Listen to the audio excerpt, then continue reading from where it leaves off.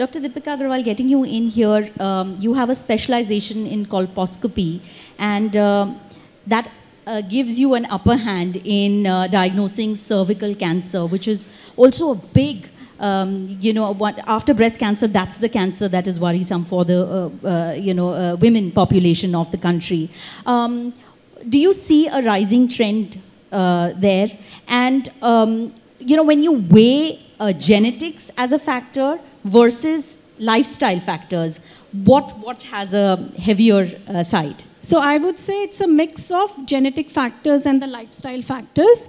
It's not something that if a mother had it, then the daughter will have higher risk of cervical cancer. It's more to do with the breast and the ovaries rather than cervix.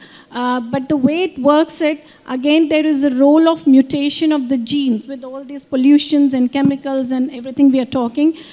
Mostly it is to do with the lifestyle, which means if a woman is smoking, or she has multiple sexual partners, or if her immunity is low for whatever reason, whether there is a chronic stress or she has issues like hepatitis B or HIV, those are the women who are at higher risk of developing precancerous cells. And if they are not going for their screening test, which is a simple test, they will end up having cancer.